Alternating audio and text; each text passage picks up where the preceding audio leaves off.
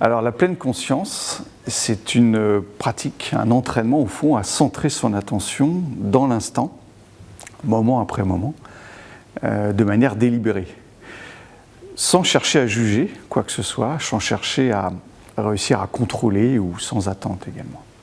C'est un entraînement en fait laïque qui permet de retrouver un esprit plus calme et apaisé.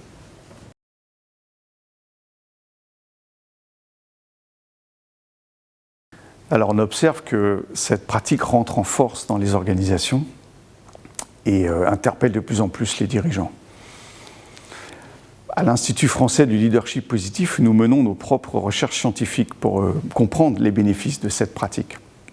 Et au fond, il y a deux types de bénéfices, deux types d'impact. D'abord, auprès du dirigeant. On observe qu'un dirigeant qui pratique régulièrement la pleine conscience gagne en concentration et en attention. Ça permet également, cette pratique, au fond, de gagner en flexibilité psychologique, flexibilité émotionnelle, au fond, de moins subir une charge émotionnelle forte.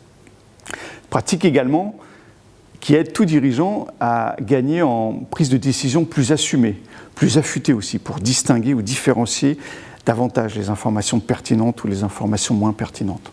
Elle permet pour le dirigeant de gagner au fond en résilience, en capacité à mieux absorber les charges liées au changement.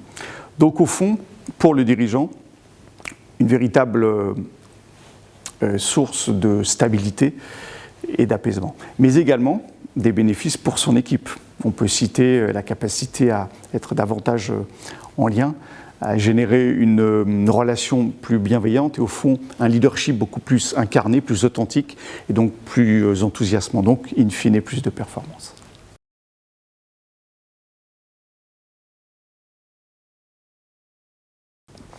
Alors effectivement, c'est une question majeure au fond. Comment en pratique tout dirigeant peut utiliser cette approche, cet entraînement.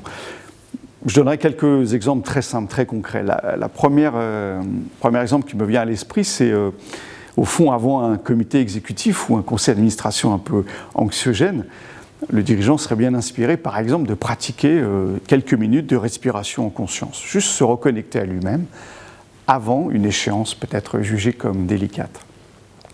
Après, nos dirigeants ne sont pas des super-héros et même s'ils font 14, parfois 16 heures de travail intensif par jour, on les invite à pratiquer cette pleine conscience, peut-être en marchant en conscience quelques minutes par jour ou aussi en avalant un repas de manière consciente.